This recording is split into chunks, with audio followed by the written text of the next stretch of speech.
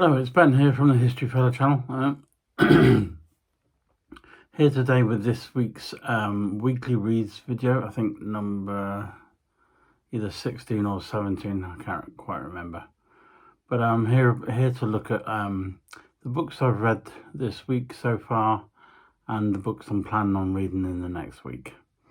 But before I get onto that, if I could just quickly say a great big thank you very much to I've been notified that my channel has now got over 250 subscribers, which I personally find is absolutely amazing. So thank you very much to everyone who has subscribed to the channel.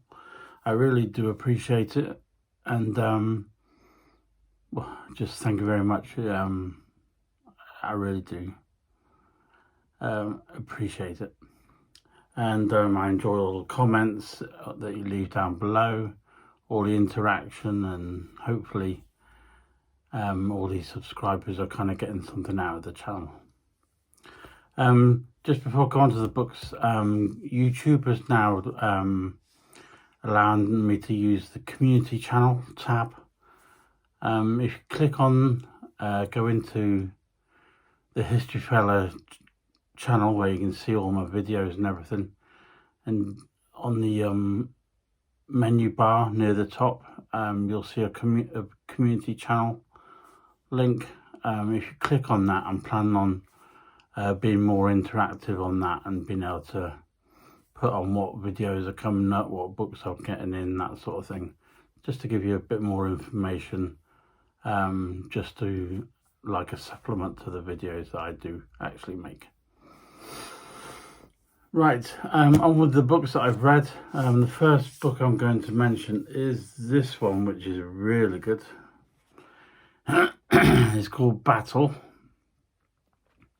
Understanding Conflict from Hastings to Helmand, written by Graham Callister and Rachel Whitbread, published by Pen and Sword Books, priced at £25.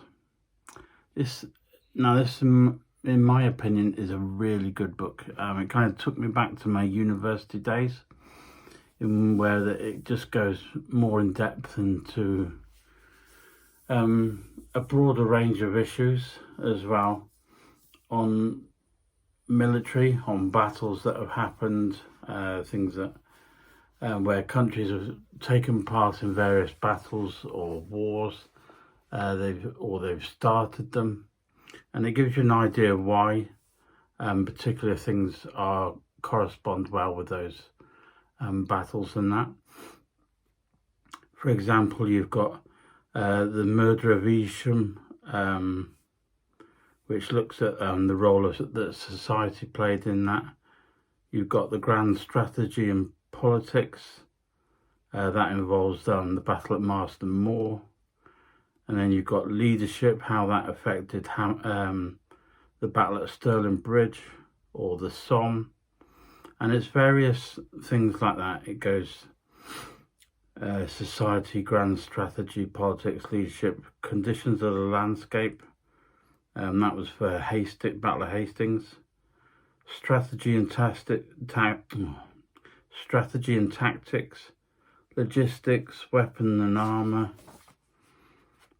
armies and personnel, their training, motivation and morale, non-combatants, the clash of arms, and sources of conflict.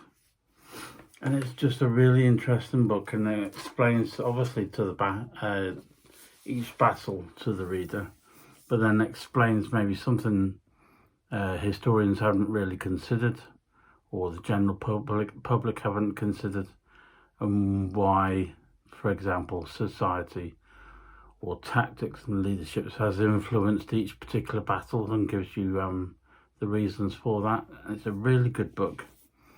One that I kind of felt like was a bit like a university book from when I did history at uni.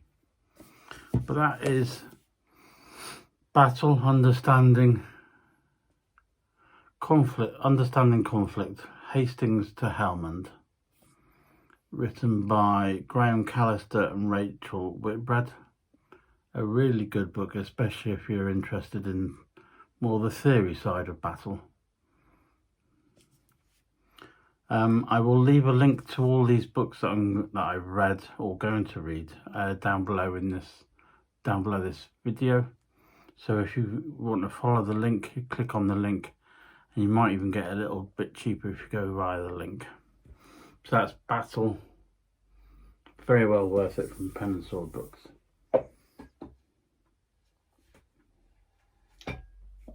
Let me just put that somewhere stable. The next book is Eyewitness to Dieppe, the only first-hand account of World War II's most disastrous raid, written by Ross Rayburn, from Pen and Sword Books and priced at £20. Now, if you know the battle at Dieppe, it involved mainly Canadian soldiers, and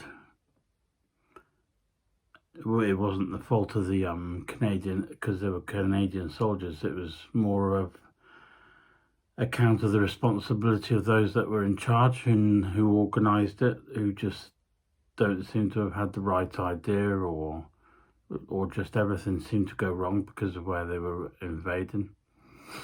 But the Canadians mainly took part in this battle and did as well as they could, but kind of this was one point of the French coastline that the Germans had really fortified, and plus there was many cliffs, and of course the Canadians had to come in by sea, so it was a prelude to the D-Day landings as well. So it's a really interesting book. Ross Rayburn, who wrote it, it was actually his father, who was a war correspondent, who joined the Canadian troops and kind of was like a wartime observer, and he writes in various articles at the time what he thought went on, who he thought was to blame, the courage and bravery of the Canadian soldiers. And his son Ross has put together all these details and eyewitness accounts. He's written a very good book, really interesting and certainly well worth a read. Something that kind of, this particular battle only really seems to get mentioned around the anniversary time, rather than one of these stories you hear all the time. So that's Eyewitness at Dieppe, published by Pen and Sword Books and written by Ross Rayburn. Right, and what I'm going to read this week is a new book I've got to read from Pen and Sword Books. It's called March Past, the memoir of a commando leader from Lofoten to Dieppe and D-Day. Published by Frontline Books and priced at £25, this one. And it just seems like it's going to be a really good read. It's quite a chunky book too. One of those books where they make the type inside the book really small. So it should be interesting. From the pictures and the flick through I've had before, it does look good. So I'm going to be reading that one this week, March Past by Lord Lovat. And finally, the one other book I'm going to read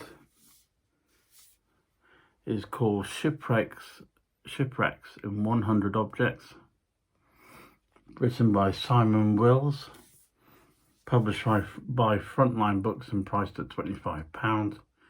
Again, you can find all these books at the link below this video. I've read a few of these books. One about the U-boat, Henry VIII, the Zeppelins in World War One. I'm sure there was another one as well that I've read. But they're all quite interesting books. The authors take snippets of information or objects that you found at the time and tells you a little bit about the history. and it's just a kind of, it's usually a quick read and a good read, but kind of doesn't get too involved in the story or that sort of thing. But what they reveal is quite interesting about the various artifacts and articles that we used at the time. So they're my two books that I'm going to be reading this week.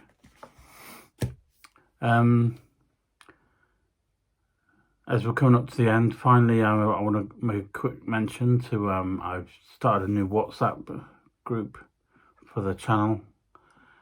Feel free to ask any questions, or if you want to communicate with me, you can. It's mainly for the reason that, you know, if I'm off sick or if I'm busy too busy at work, I can let people know without having to come home and make videos and that sort of thing, which takes up more time. I can quickly send links via WhatsApp. So if you want to join, follow the WhatsApp link to my phone number, which is down below this video in the information. Other than that, thank you very much for watching. Thank you for subscribing. I hope everyone is well. You've all had a good weekend and your families are all happy and safe. Other than that, have a great week. Enjoy your reading, and thank you very much for watching, and I'll see you very soon. Goodbye.